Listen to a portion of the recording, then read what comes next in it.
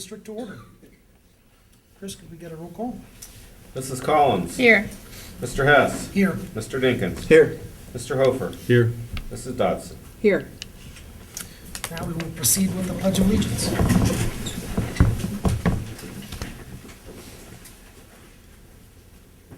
Pledge allegiance to the flag of the United States of America and to the republic for which it stands, one nation, under God, indivisible, with liberty and justice for all.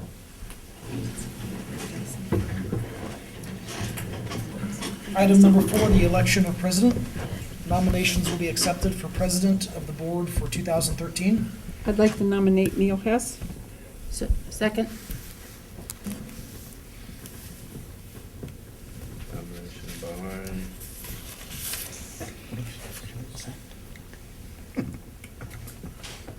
did the first one, because you don't have to say. Mary Mary Lou. Lou. Okay. Okay. That's right, yeah, we don't have a second. Do we vote on that or just? I think No other nominations? That's technically, You have to yes. ask.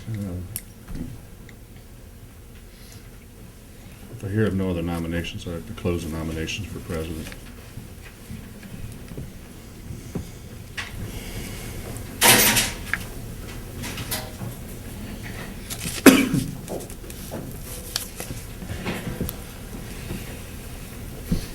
Okay.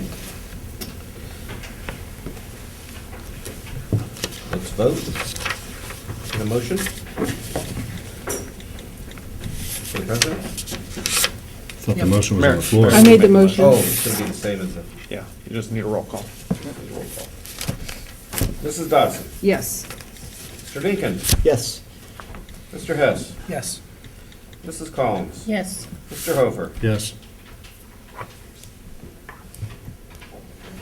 The motion's been approved. Item number 5, election of vice president. Nominations will be accepted for vice president of the board for 2013. I'll nominate Bobby Dinkins for vice president. I'll second that. We have a nomination and a second for Bobby Dinkins. Any others? Hearing no others, Chris, at your convenience, please call the roll. Okay. We have to do some editing here. Mr. Dinkins from Mrs. Collins, right? Yes. I have to put it in 2 stages, that's why it's a little.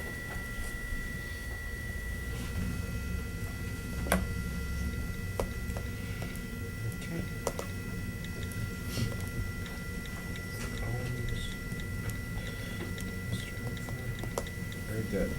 Mr. Hofer. Yes. Mr. Hess. Yes. Mrs. Collins. Yes. Mrs. Dodson. Yes. Mr. Dinkins. Yes. Motion approved. Item number 6, appointment of board committees. The president shall appoint 2013 committees as follows. Athletic Student Activities Chairperson. Now, I know, I believe in past years, we have not appointed all of these committees. Instead, we've just waited and done it Correct. on an as-needed basis. And the only one in the past couple of years that we have appointed is the legislative liaison. The other ones we've appointed as needed. Yeah, I think Cindy indicated she'd like to do that, right? Legislative. Yes, I'd like to That's stay fine. with that. Very good.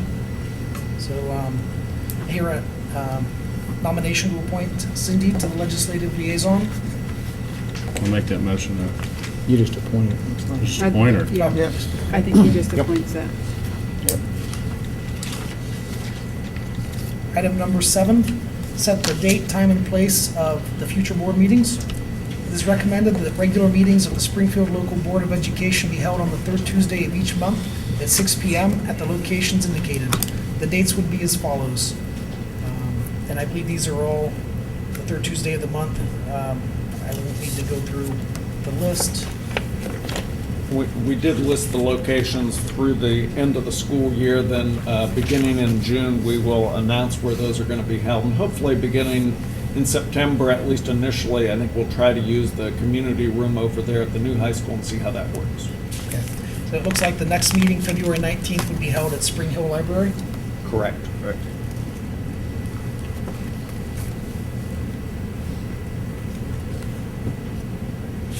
Need need a motion for that? Yes. Can I have a motion, please? So moved. Second.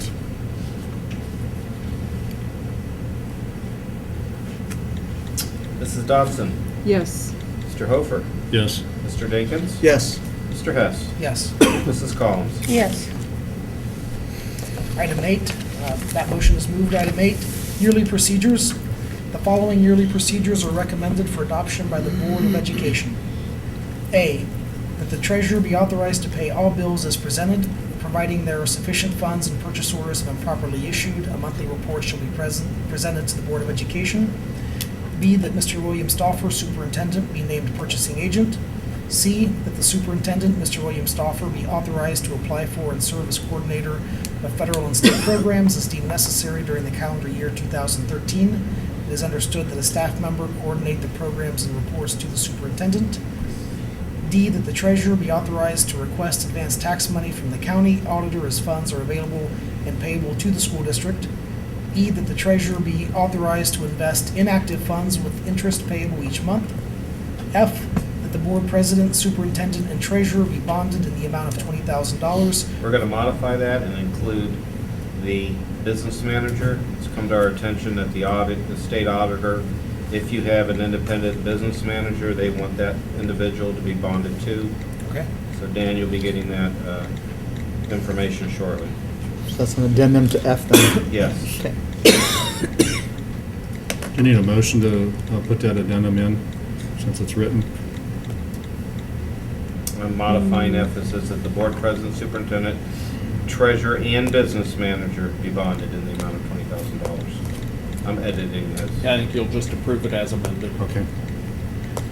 Item G, that the treasurer or designee be approved to do banking transactions. Item H, that the superintendent be authorized to approve professional meeting attendance and expense for the district personnel as deemed appropriate during 2013.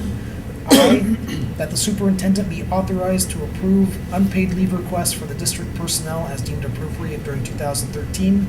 J, that the treasurer be authorized to make appropriations and amend the certificate of estimated resources as necessary throughout the year.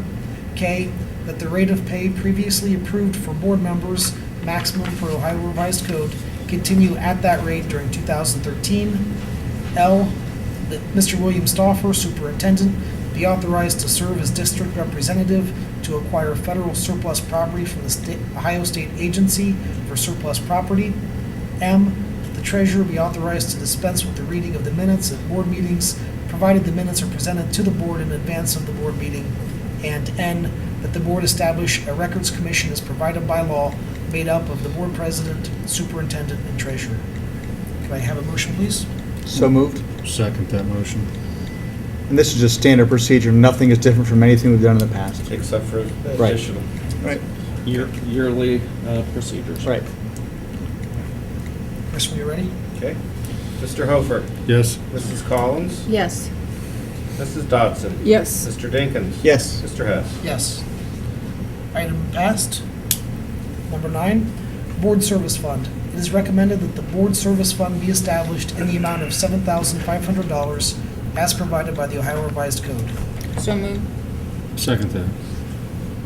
That's the same fund that it has been in Yeah, that previous service years. fund is used for professional development for board members, and yeah, it's the same amount that we've had for years, and we never have approached using that amount of money. $4,400 last year. We used 4,400? Who did the motion? Me. Cindy Cindy. first and Dave was second. Dave second. Yep. Okay, thank you very much. Mrs. Collins? Yes. Mr. Hess? Yes. Mr. Dinkins? Yes. Mr. Hofer? Yes. Mrs. Dodson? Yes. Item 10, it is recommended that the meeting be adjourned at this time. So moved. Second?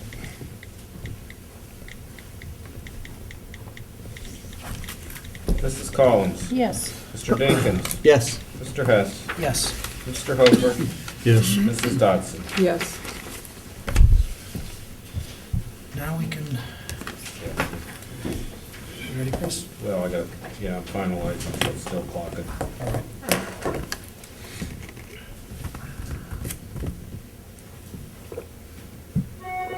Still clocking. Okay. All right, at this time, we will call to order the regular Board of Education meeting for January 8th. I'm not up yet. Hang on. I'm not either. Everybody's hitting the server. Yeah. What?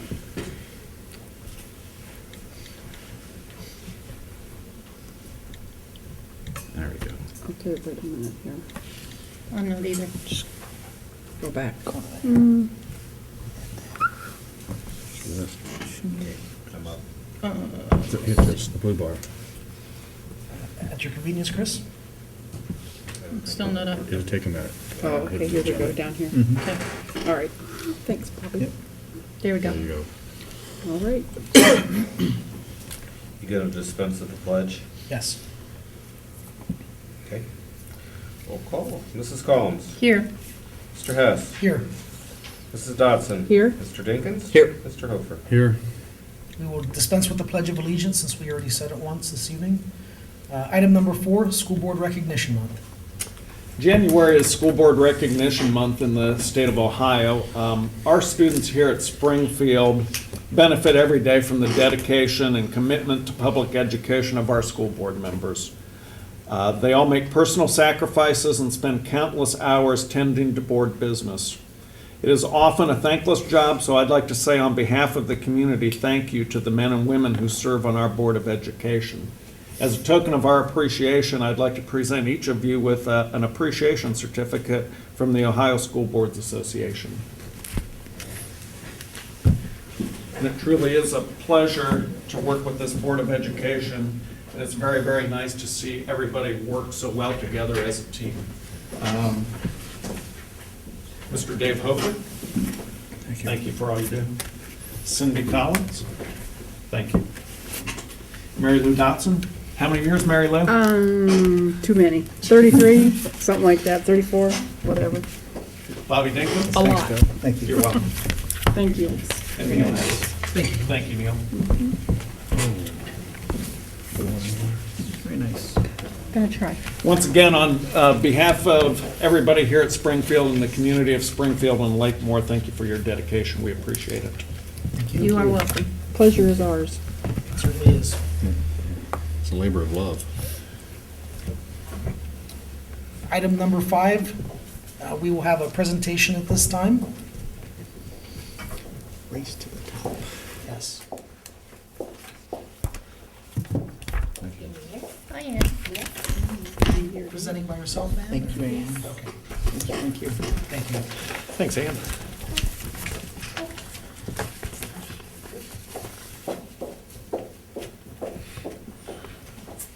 Real short presentation since not a whole lot has happened since December. Just because certain things come up and wanted you to just kind of put things together as far as what all Raise to the Top supports. So I gave you copies of things more for you to look over later, but I wanted to point out a couple things just kind of FYI and let you know what we're on top of and those kinds of things. The Common Core we've talked about with you several times. That's the new reading and math that about 46 states have adopted to all teach the same standards. We know that our new tests will be based on that new content. The biggest thing with the Common Core is it's to get students college and career ready. And they looked at a lot of things in other countries and what they were doing that maybe we need to consider and things like that. So there's some information in there for you to look at on that. The other thing that I wanted to call your attention to, and you can read the document later, but look at the chart at the bottom. And this is one of our charges that we're working on, the chart on the bottom of the first page. The biggest thing that I wanted to just share on this particular document is one of the things they said when they were designing the Common Core in the United States is when students graduated from high school, and if they were on level, not necessarily above, but if they were on level when they graduated, there was a gap between that expected level for college. And so they needed to close that gap. And the only way they could do that was to increase the reading rigor and readability level across grade levels. So if you look at this chart, the middle column are the old ranges. We use what's called a lexile, just for purposes of the range, but you'll notice in the third column how those have increased. So starting in about second grade, that is going up a little bit. And that main reason is to close that gap. And that's one of the things they're looking for College and Career Ready. Where our charge comes in is, one, adjusting our curriculum down and in the right place, but also making sure that students are able to meet those standards at that higher rigor level. So that's one of the things you'll hear a lot of times talking about, how the Common Core is sort of ratcheting up expectations. There's a lot more to it, but this is one of them, and that's for that gap. On the second page, and you can look it over this later at your own convenience, all the kinds of things that we need to help students look at, because most of what we know, especially our current kindergartners, as well as a lot of our other students, we're preparing them for a world and careers that probably don't even exist. And the jobs aren't created yet for what they have. So we need to teach them to be prepared to interact with whatever. And so that's another reason for the shift in the Common Core, is to get students more college and career ready to be able to meet whatever it is that they have to learn in their career. So this will address some of the things. Huge emphasis, much more on that informational text and that nonfiction type reading than on the literary part, again, preparing them for college and career ready.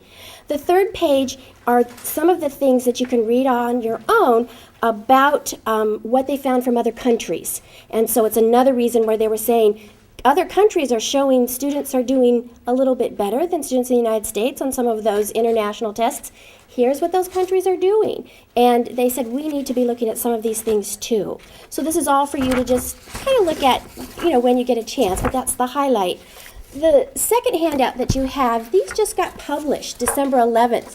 And one of the things Race to the Top will help facilitate, and our charge would be how to help our teachers use some of these as professional development. These are free modules. You yourself and anyone in the public can go to that website, achievethecore.org, and you can click on any of those links to see what's going on. But the one that I think you might, if you want to find out more about the Common Core, is at the bottom of the first page. Why the Common Core? It's a 1-hour module. If you're interested, you can just go there, click that on, and it just gives you a little more background on the reading and the math. The second and the third pages actually show the sessions. And one of the neat things in a way about the Common Core is when you have 46 states all doing the same thing, the resource sharing is amazing. And I mean, even our State Department will say, oh, Arizona just came up with this in math. We're going to post it. Some other states have looked at Ohio's model curriculum and they said, wow, this is really, and they've posted it on theirs. So it's a tremendous amount of sharing. And one of the charges of Race to the Top is having the extra funds to provide copies of things for our teachers as well as professional development in these areas. So just some food for thought for you, but then also letting you know what we're trying to do and what we're on top of and aware of in our district. Questions? About how much time do we have left in our grant? We have all next year, the rest of this year and next year. It's a 4-year grant, and this is our 3rd year. Wow. And that has gotten us ahead of the curve as far as timing for these Common Core standards to move through. Yeah. And I think it's also not put any added expense, because we haven't had to figure out, oh, if we want to do this, where are we going to find money for subs? Where are we going to find these resources? If we want to pilot this, because at the time when Race to the Top and Common Core and all that came in, we were still in fiscal emergency. So we had nothing really to work with. So this was really advantageous for us for that. One of the big things is even just the copies. Nothing is printed anymore. Nothing. Everything is online. Well, when you try to talk about curriculum, trying to have everybody not have a paper copy of some things is just, not necessarily the most advantageous way to go. So even just in copy costs, if we copy here, we reimburse the district. If we do it someplace else, we purchase it that way. So even just those things have all added up besides the subs and things like that. And the other thing that we've been able to get our teachers, which I think kind of goes ahead of the curve a little bit, is some of that professional literature that's out there, some of those books that were written on the Common Core that we could buy for every teacher. Mrs. Frola and Mrs. Warner with the high schools that work and making middle grades work, one of the things that organization has taken on through an organization called Achieve, Assess, Align, Achieve, Assess. They actually came out with little booklets that took all the Common Core standards and they broke them down into learning targets. So here's my standard, and we're able to buy those booklets for all our teachers. If we didn't have Race to the Top, we wouldn't be able to do that. So, and I think High Schools at Work is helping us with the PD part of it. And so even though that's a 7-12 initiative, we learned that they're a K-12 resource, so we're able to get those for the K-6 teachers. So that helps us break it down and narrow our focus and our understanding. When we're done after this year, are they willing to renew? Is there an application out for another renewal or Not that I not? know of. Not at this time? Mm-mm. And just a quick, what we think the whole idea behind Race to the Top is No Child Left Behind is almost 14 years old. That really should have been renewed every 5 years by law. And with the economy and just our world the way it is, it kept being pushed and pushed to where it's about almost 14 years old now. So Race to the Top was really Obama's way of getting some initiatives in education into the outer areas of the country. And only 12 states are part of that, and we're one of those 12. Ohio is. So, I once again want to thank our Teachers Association here for allowing us Yes. to be involved with Race to the Top. There are many districts locally that are not involved with Race to the Top because their teachers' associations would not agree to be a part of it. Our Teachers Association did agree to be a part of it, so we're very appreciative for that. and they've taken on a leadership role. That team has taken on different parts of that grant to help, lead and or at least advise and take some PD part. Questions? Anything else? I do have one. Okay. In that center column, if that's the standards now, Yes. and we have students that are struggling, how much more is it gonna take in dollars and cents or time, or both, to get our students to the new standards? Do you have any idea? We've already transitioned. I mean, we're already doing, this year, everybody in K-3 is already doing that third column because we know those students are the ones that are going to take the tests first. And then in English Language Arts, not the math parts of it are being implemented, but pretty much district-wide, all the English Language Arts teachers are implementing the new standards now. So we'll be 2 years ahead with that weaning, because I think there's two parts there. It's one, teaching it, but it's also understanding what is it I need to teach that's different. So we're kind of learning as we go, but then also modifying. As far as, I think the biggest thing when it might come to the dollars part, there may be some intervention at some point, and I think we're trying to do more prevention. To give you an example, one of the things that we've done for the last several years is have a 2-week intense reading summer program for third graders going into fourth. And now with the third grade guarantee, and we've looked at the whole big picture, we're going to actually move that back to second because we think we need to do it there and then have that whole year to work on that. The other thing we've already done, and we've used some of our grant money, is we added tutors at the third grade level for the last 2 years. So again, to kind of help get that up to where it needs to be. The one thing that we did look at is if you need a 400 to be proficient. And what we found is, let's say a school has 85% of its kids who were proficient, which means they had 400 or higher. When you looked at our science scores in 5th grade, they were down in the 50s and 60% passage rate. This last year we were in the 70s. And part of that we really feel is because we ratcheted up the reading. But the other thing is we did a study on our own and we said, kids who passed the science in 5th grade had at least a 420, not a 400. So even though you might have a lot of kids that are passing, it wasn't where we needed to be to keep building. So our goal no longer was 400, it was 420 or higher, and really trying to work on that. And when we do intervention now, when we gave the 3rd grade fall test, we're not just working with those kids that, just missed passing. We're working with the kids that are just at 400 and 405 also. So is that kind of, so I think we're really trying to look at the data and as well as the kids. And we also have this year, as part of the Race to the Top, we have a 70% position at Schropp and Spring Hill, and they help at the high school a little bit to help with literacy and help test kids. She's tested students at Spring Hill, at the high school, and we've never had that before. So we have started to do some of those things. Okay? Thank you, All Ann. right, thank you. Thanks, Ann. Happy New Year. Let's hope so. Item number 6, graduation picture display presentation, and that will be by Dustin Boswell. Yeah, before I introduce Dustin, Our Artifacts Committee met nearly a year and a half ago. It was June of 2011, and Mr. Hofer was part of that committee, and Dustin Boswell was actually part of that committee also. At that time, the recommendation of that committee was the graduation pictures that were in the high school that are currently down, and they were taken down because of demo coming up and abatement that went on, that those pictures would be displayed electronically in our new building. We reached that decision for the following reasons. Number one, to make those old pictures look presentable, they would have to be reframed. The frames were not all of the frames were in great condition when they took them down. They would have to be standardized. I think they'd have to be rematted.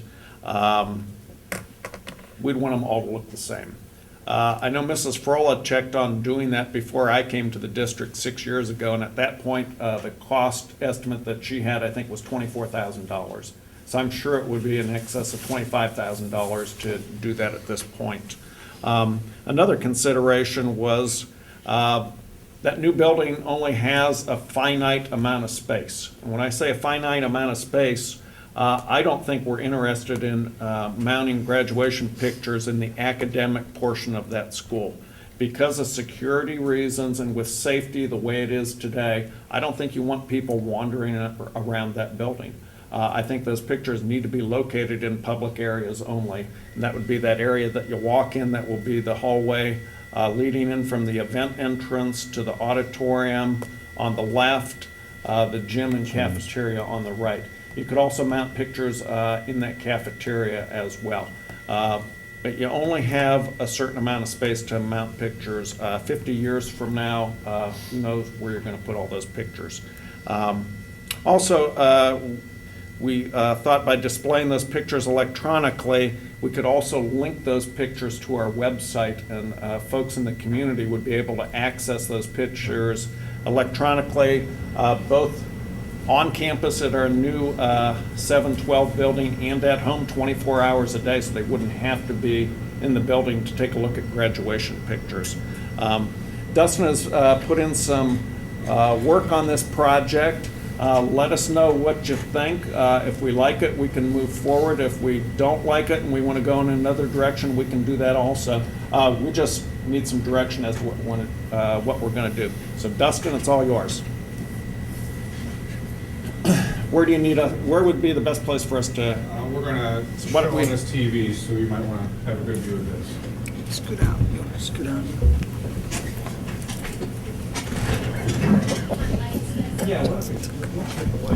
Sorry. I'm being shoved. Yes. The charge from the Artifacts Committee of putting together electronic option to showcase all the class photos. I came up with this. First of all, I looked around for a program that would do this for us, and nothing I could find existed. So we developed this, just a prototype. It's a little rough around the edges, but I think it gives you the main idea of what we were shooting for here. The center, of course, is the student picture. I did two classes, or parts of two classes, 1940 and 2012, so you could see what the older pictures looked like once they were scanned, as well as the newer pictures. And they are displaying right now as they would in the kiosk, just in a random order, so they go through showcasing different pictures.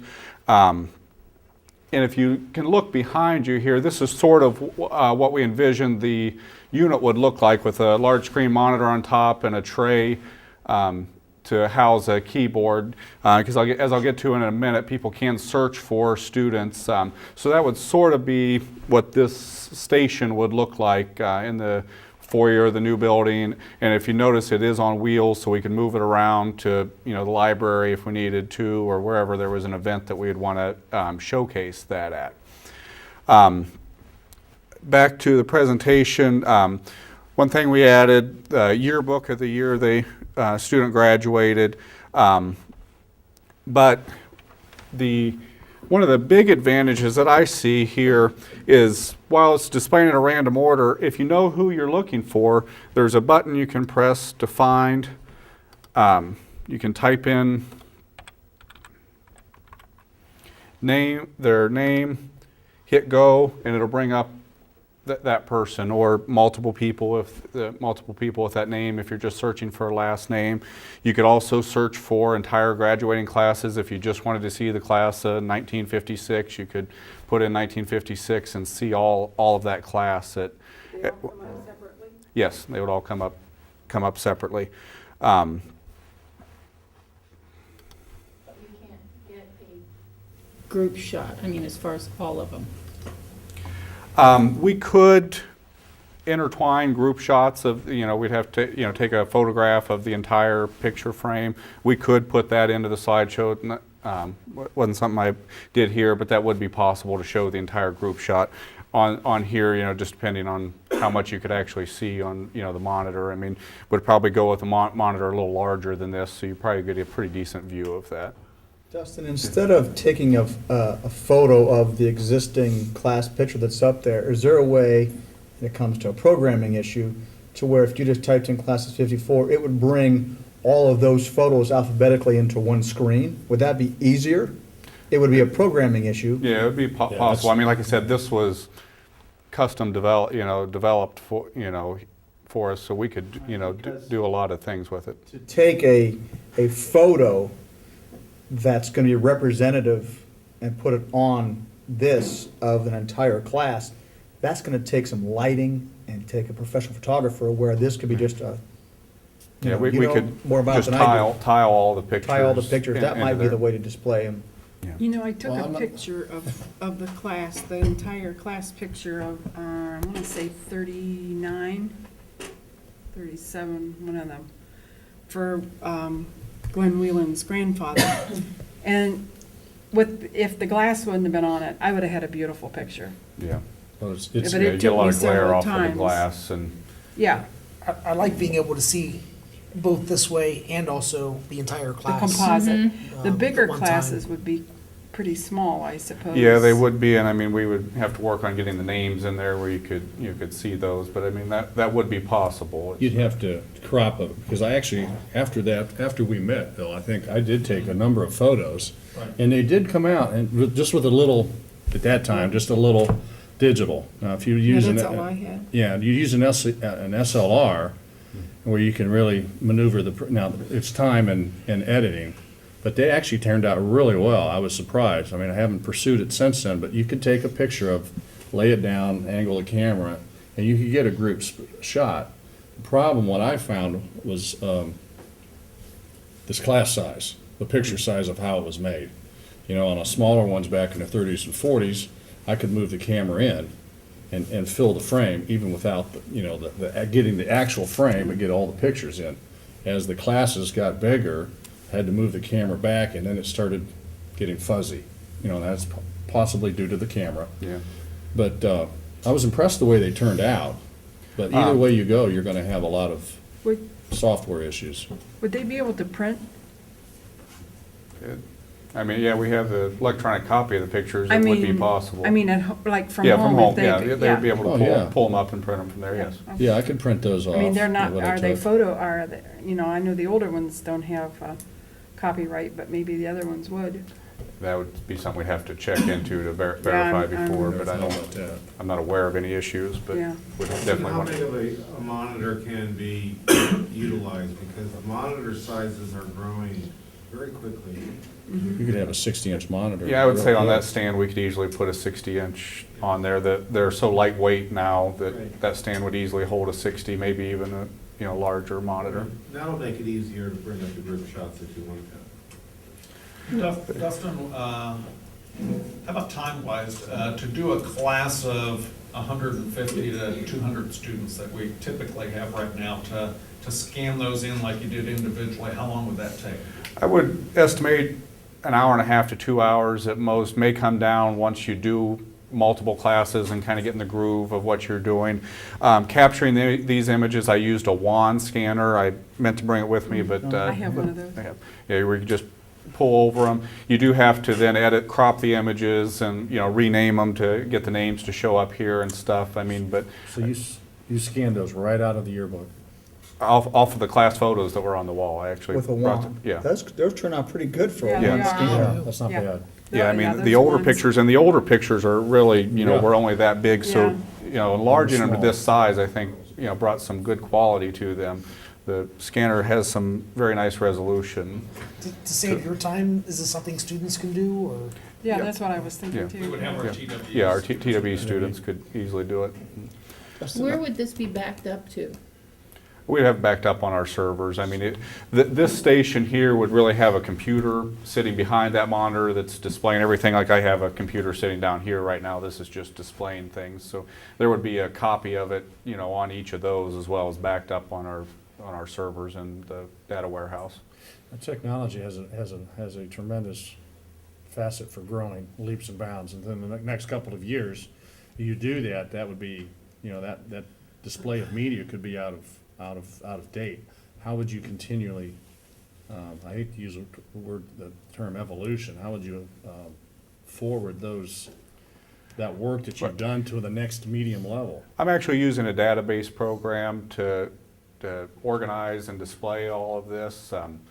And those standards are continually kept up because, so many things are done off of databases. So I feel that's a pretty strong solution, that it's not going to get out of date. The particular program I used, I think they first came out in 94, 95, and you can still access those original files from that program in today's software. So they've continually kept that compatible, so. But just like anything else, if the medium goes from, VHS to DVDs, there's companies out there right now I that'll was take, gonna say. they'll take all Yeah. your data or all your pictures or all your movies and. The photographer could even submit them on a. The way we receive class pictures, now I could update an entire class in 10 minutes because they give us all the individual pictures named with the student ID and everything. I mean, it would, 10 minutes max to put in a new class with the way we receive the pictures now from the photographers, so.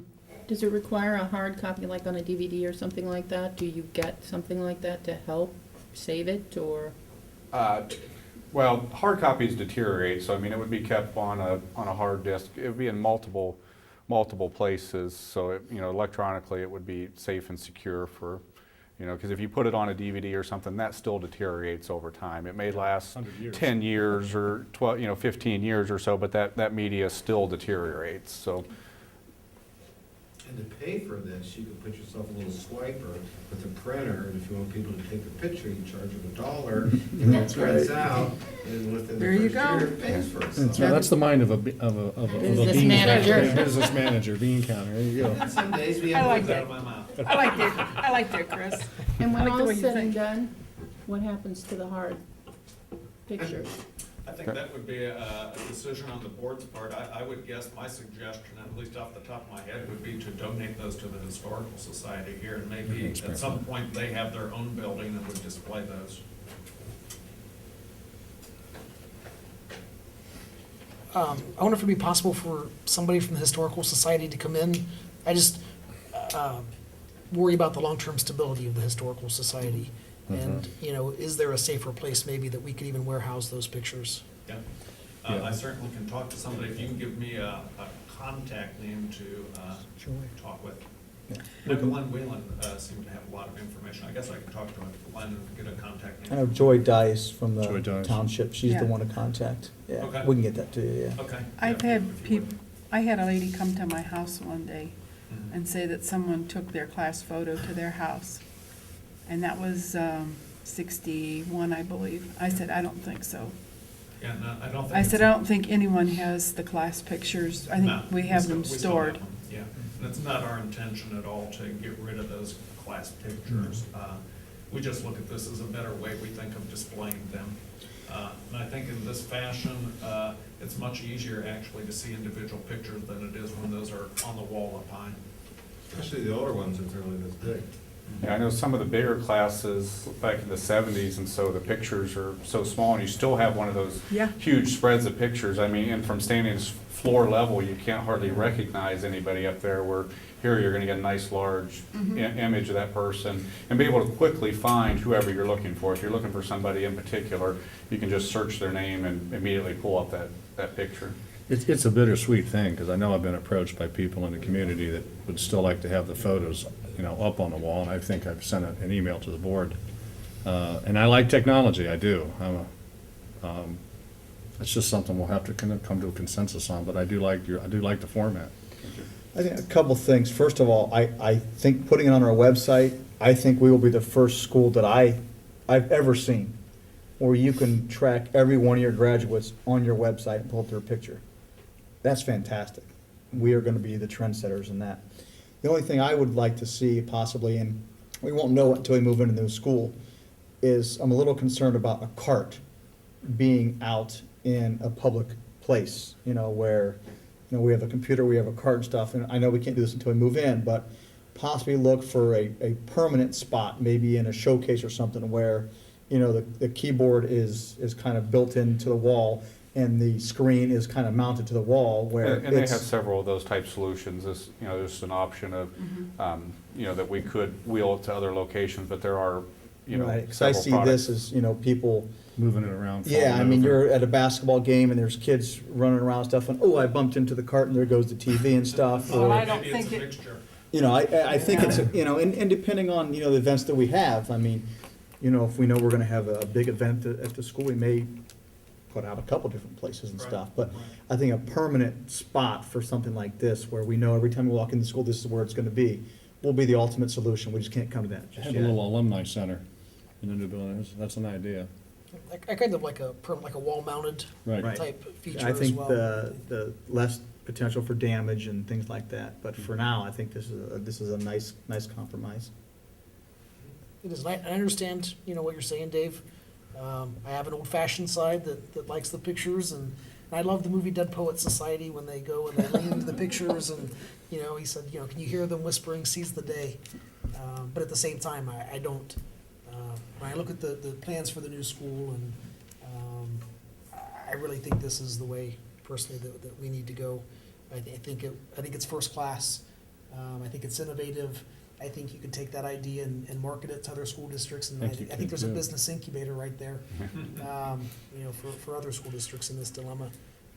That would keep us off the Well- ballot for many, many years. Especially with the swiper, too. I have my 4 kids and myself and my mom and my aunts and everything that are there, and I think that's wonderful. I don't have you have to move on. You can't live in the past, and. Well, I'm not and saying it's live- I'm not saying live in the It's not past. saying living in the past, but I didn't mean it that way. I meant, I understand what you mean. we have a brand-new school, and we need to protect these, and I think this is probably the best way, and I think people will be amazed. I really do. And to have s- I think they will really like the concept and the ability to access that from home. And at first, to have somebody, as far as people coming to, with the tours and things like that, somebody comes in, they don't know how to access it, have somebody there at the kiosk and to show people. Most of us are computer savvy, but there's people that aren't, so have somebody there at first, a student, as far as that's concerned. So are you saying also, going into the next point, are you saying also that a large picture will never be made again? I don't see I don't know the cost of those, but I know they are I guess are Bobby costly. might know that better than we do, having worked in that industry. Well, I think it's unique to this district. I don't remember seeing a lot of schools having those On the wall. on the wall. No, I don't. I think it's unique to this district. One thing I want to point out too, and I think that this is something we're forgetting about, is there are a number, I don't know how many, but there are a number of students in this school that their pictures were not up on that wall because they missed picture day or they weren't in the yearbook or something like that, and their pictures will never be up on that wall. Now, they could submit their high school picture, we can scan it, and now they're included in this process. Absolutely. And I will tell you, this, my wife is one of them. Her picture is not up on the wall. It's just because she has no idea why. She's in the yearbook, she doesn't know why her picture's not up there. It's not a big deal to her, but for our kids and stuff, I think it is. To be And so now, included. we Yeah. could submit her high school picture, and now that could be included in this process. Absolutely. That would be an advantage. What's a submittal Absolutely. fee, Chris? I think we could, Well, too, it used to be that To a if you board didn't member, have your yeah, free. picture taken by the designated photographer, Photographer, you you didn't didn't get get in. in, you And didn't that- get I in bet the there's composite. hundreds Yeah. of students And that that may their be the picture's not case. up on that Yeah. wall, and now they can be included. That's a great idea. Because I've noticed with my kids that used to drive me nuts, you'd open up the yearbook, and they'd say, no photo, no photo. And it used to be ones and twos, and it's getting to be 10 and 12 out of a graduating class of 80. So, you know, it's not as important as it used to be when we were seniors. It was a given. You got your senior picture, and you submitted it, and it got up on the wall. We're one of the other districts, Monger has a Yeah. problem, they have them on the wall. Well, when you go to the basketball game, and this is the problem, we lock off the wings. And we have a ton of people that You want. can't see them. They Can't can't see see 'em. them because they, you know, they don't have the key to unlock the door, and we're running out of space. With the safety issues of today, you just can't let people wander throughout the building. Agree, I mean, Yeah. agree. I mean, don't You know, I think- got my grandson's picture on a flash drive, his senior pictures. Mhm. And I picked out the one that I wanted to enlarge and, Yeah. So I guess what I'm hearing from the board is Dustin, go ahead and proceed. Yeah, I Am think I correct? we'd like to discuss the way it's displayed a little bit more, I think. Yeah, I think that's so. the way And to I don't know if we can make that decision until we get into the new school and see, you know, kind of where things are and everything, but, I mean. I guess, I- I guess the it's second, time intensive for his kids, and we need to kind of know whether it's tonight or in the near future, whether you want them to move forward on this project. I guess I'm, Because I would think that we want it when the new building opens up, if we're I, gonna do that. you know what? Our class will celebrate our 50th reunion this year. And they want a tour of the school, and it would be really nice in September when we get together that we would be able to go to wherever this is in the community room. When we go on our tour, because they want a tour of the new school, Mhm. and to be able to bring up our class. see if I you mean- can get it, the class photo. Well, I as- mean, you know. Yeah, Instead of just we onesies. can tile them together. Here's the show thing, that. even if it's small, it's just the way that it is. Mhm. I mean, it has to be that way, there's no other way to do it, so, Right. but I think it's, from a programming standpoint, easier to do that than to take individual photos of those Yeah, class I think pictures. that's a great idea, Bobby. Mhm. I like the process. I love what you've done with it. I say go ahead with it. We will look and see where we're going to put it and make a decision, whether it's on a cart or in the community room. I love the idea of the community room, somewhere in the community room, because people can be there. So I'd say yes. I just think the ribbon cutting ceremony that we'll have this coming August, if we have this in place, the amount of people that's gonna attract. Oh, absolutely. And I would say if we could get some cost estimates on a wall-mounted version, I mean, perhaps we could afford two, and we could have it in two different places, you know, I think near the auditorium. Also, you know, the gymnasium. I mean, those are all Gymnasium, high-traffic areas that Right. we should consider. And the cafeteria will be used as a concession stand area for events also, so, Mhm. you know, maybe out there even. And the cafeteria even has 3 projectors, large format projectors around the inside of the cafeteria. This could be displayed over those as well, you know. Yeah. Okay. It's not a bad concept, I like it. Okay. Thank you very Okay. much, Dustin. Thank you. Great. Thanks a lot, Dustin. Yeah, redheaded, Hooper boy on one of those. Oh, Looks pretty good. who would that kid belong to? You know, one other My pen. alternative, I think it is. I don't know that much about the Historical Society, so maybe they are the right organization to permanently keep the photos. Also perhaps the library downtown. Summit County Library, I know they right? do archives, and this might be something Okay. they'd be willing to store as well. Let me contact them also. You know, it'd be nice if the library would ever decide to put a library in our district, Exactly. we could put those photos in that type of setting. Just an idea. Just saying. Bobby, you'll get me the name of the person from the Historical Society and the contact. Thank you. Item number 7, approval of minutes. It is recommended that the board approve the minutes of the regular meeting of December 18th, 2012. So moved. Second. Chris, when you're ready? Mrs. Dodson, Yes. Mr. Hofer, Yes. Mr. Dinkins? Yes. Mrs. Collins? Yes. Mr. Hess? Yes. Item number 8, citizens' comment on agenda items. Citizens' comments are welcome at this time, if there are any. It looks like there are none. We'll proceed to item 9, payment of bills. It is recommended that the board approve payment of bills for the month of December pending audit. Can I get a motion, please? So moved? I'll second that. Chris? Mrs. Dodson? Yes. Mrs. Collins? Yes. Mr. Hess? Yes. Mr. Dinkins? Yes. Mr. Hofer? Yes. Item number 10, acceptance of financial reports. It is recommended that the board accept the financial reports from the treasurer for December 2012. So moved. Do I have a second? Second? Any discussion? Second? Was there no exhibits on that, Chris? Because I didn't see any in the, on Skyline. Typing. I'm looking.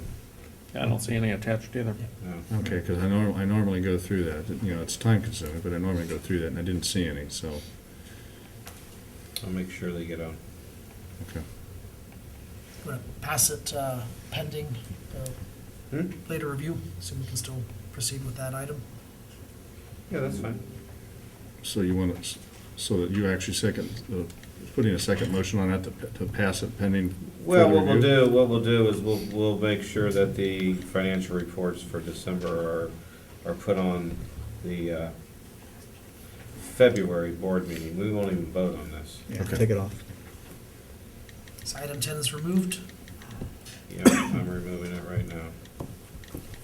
Okay, Thank you. good catch. Item number 11. Oh, it's gonna be 10 now again. Is, yes. The line shows 10. It's kind of amazing. Amended appropriations for fiscal year 2013. It is recommended that the board approve the amended appropriations for fiscal year 2013 in Exhibit 3. So moved? I'll second that, but I need some explanation. Okay.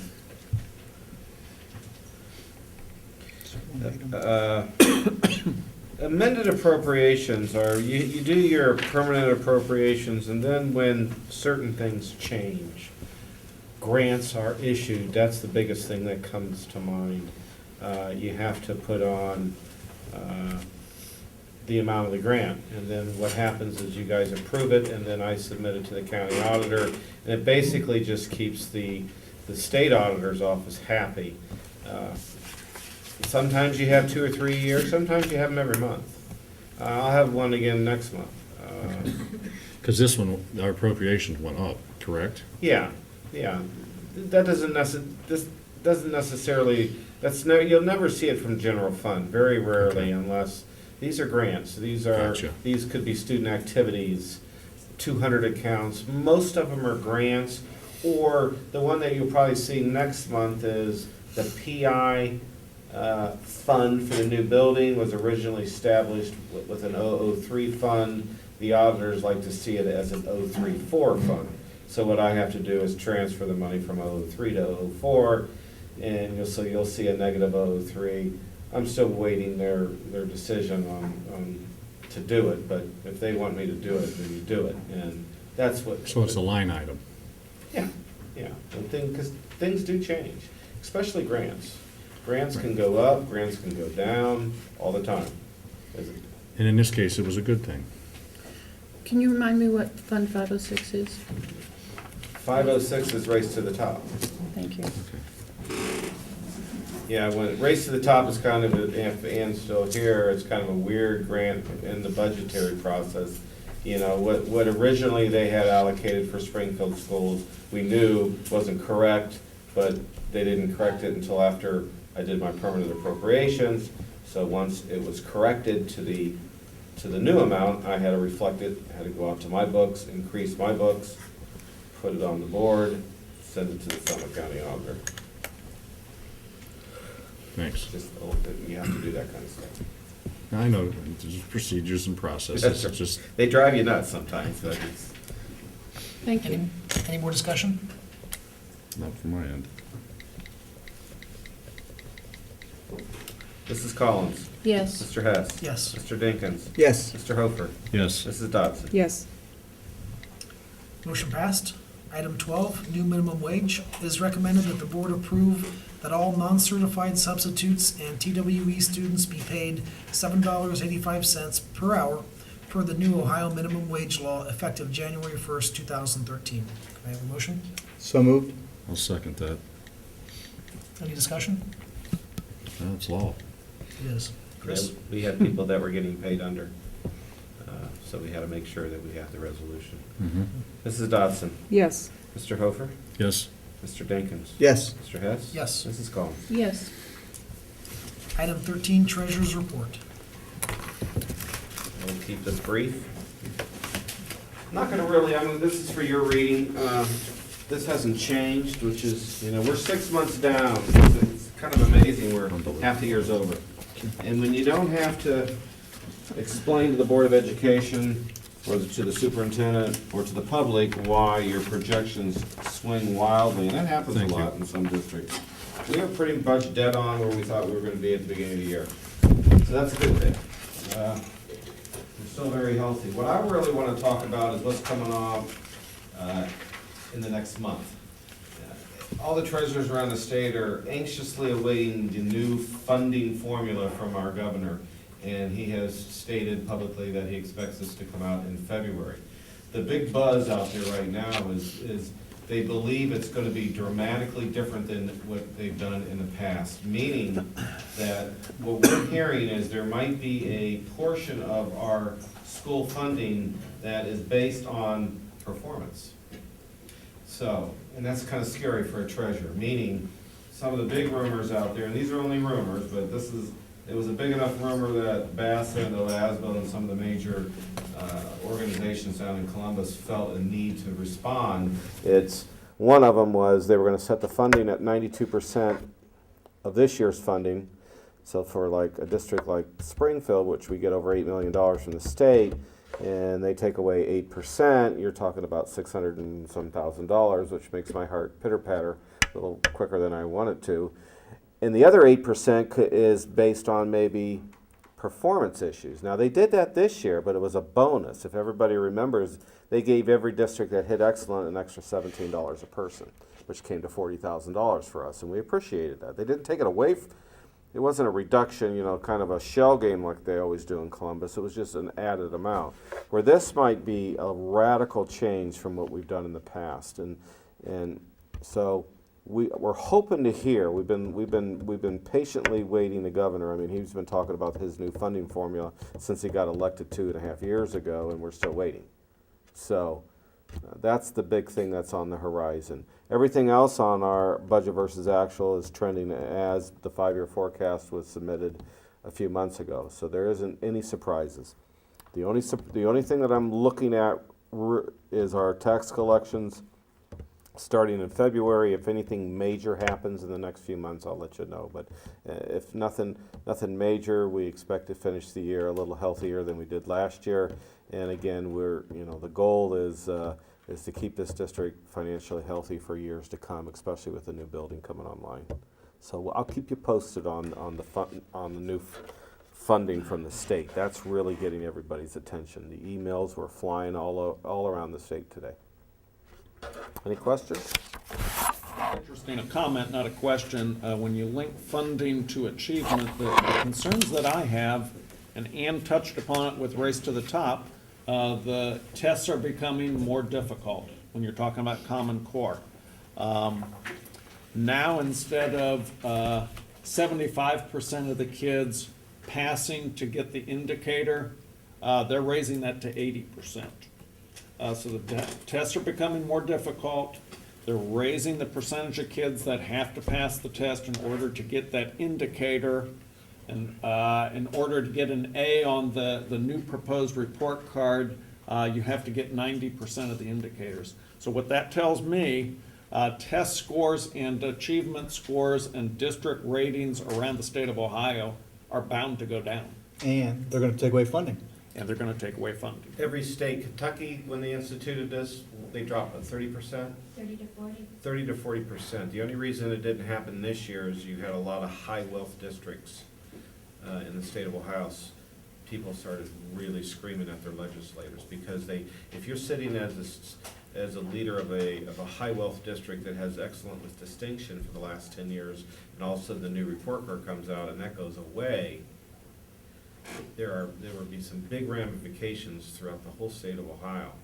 And nothing changed, except the bar was raised a little higher. Well, I guess that's my question. I mean, it's okay to raise standards, but are they gonna give us the funding in order to meet those standards? Maybe And that's not. the problem I have. Well, let's They hope may that give you this, less. I cannot imagine the state of Ohio say, rate this scenario. I can't imagine them doing it, because it basically would just be taking the money from the low wealth districts and just shoveling it to the high wealth districts.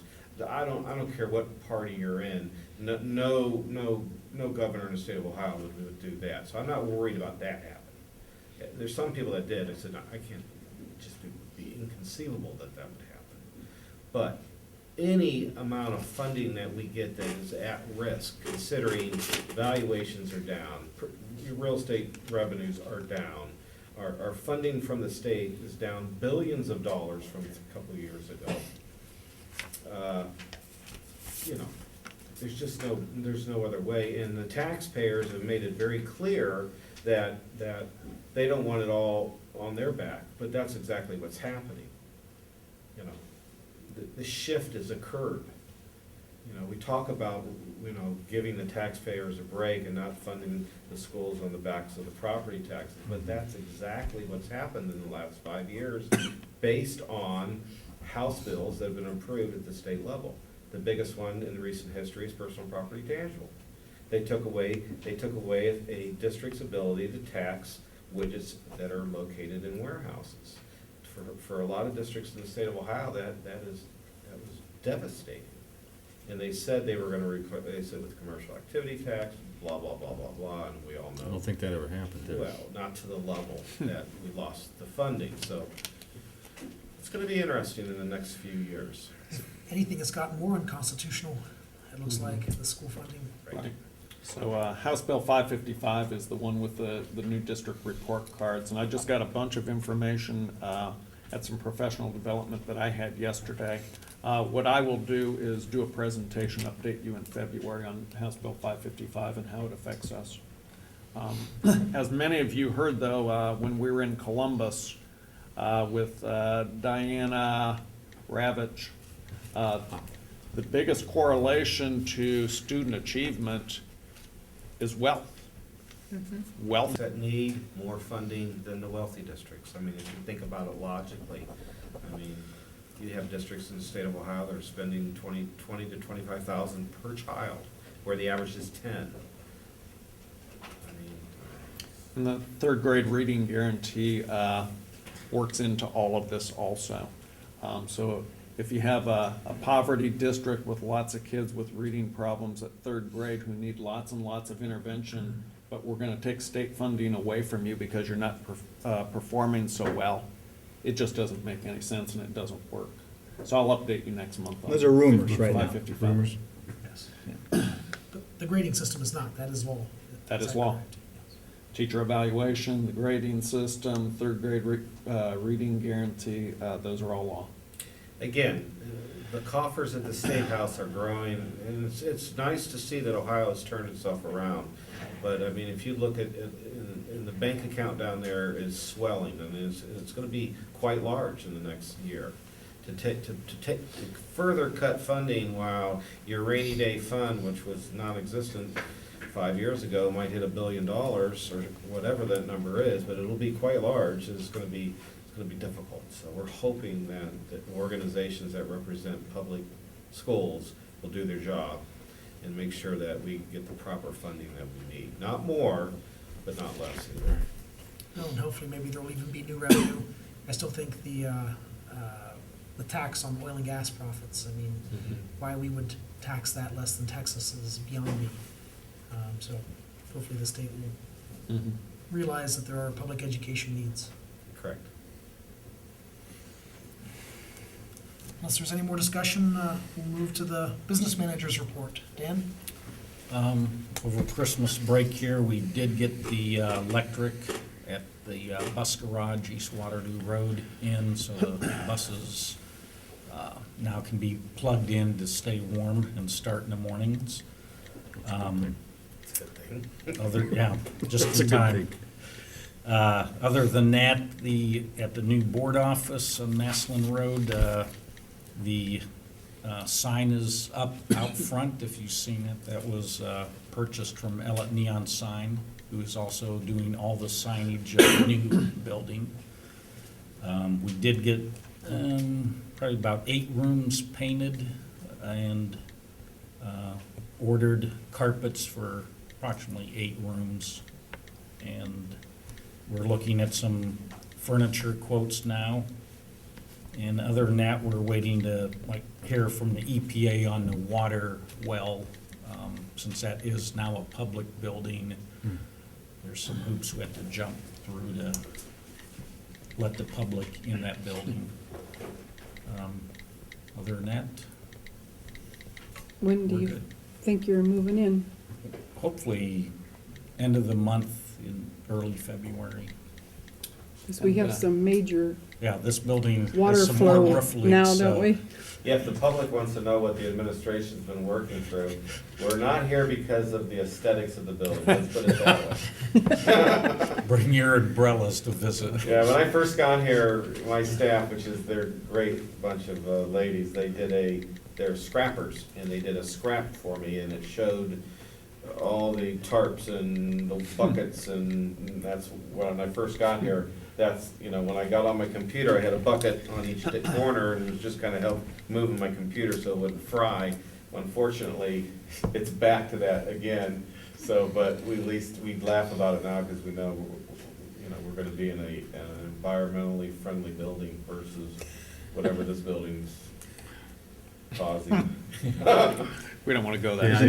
there's an end in sight now. There's an end in Absolutely. sight, so, and the staff here has been, like I said, Bill and I talked about it today, they've been great. I mean, it's like, they know, okay, they're gonna be in a professional environment, and it's good for the district. Yeah, absolutely. It is, and it's a win-win, win for us, a win for Maranatha, and I think we have saved an enormous amount of money than if we had built new. So I'm very, very happy with the outcome, and hopefully you're happy with the office space. Mhm. I was just thinking earlier today, the difference in heating that new building as compared to this old drafty building, I would think that we're gonna save on energy costs. Yeah, Oh, without a doubt. We've looked at the bills, haven't we? oh yeah, it was, their gas bill was 10,000 less per year than what this building is. Basically, this building is No bus not route. insulated very well, I and can tell. that one's solid. Are you cold? I'm always cold. That's it. Great. Unless there's anything else, we can move to the superintendent's report. And I will be brief as well. Once again, thank you to the board. This being Board Appreciation Month, I appreciate the great job that you guys do. And like I said, it is refreshing to see you work so well together as a team. Your power is as a team, not individually. Dan talked about the new administrative building, and we are excited to get in. Dan and I walked through yesterday to check out the paint job on some of those rooms, and it's really brightened things up. It's looking good in there. It's going to be a very, very nice facility for us. Thursday is the end of the first semester here, which is unbelievable that we're halfway through the school year, but it's been a great school year. Things are going well. And just a reminder, the next school board meeting is February the 19th, and we will be at Spring Hill, Mrs. Warner, so just giving you the heads up. And that's it. Items worthy of your note. January 10th is the end of the second quarter, first semester. January 11th is Teachers Records Day, no school. January 21st is Martin Luther King Day, no school.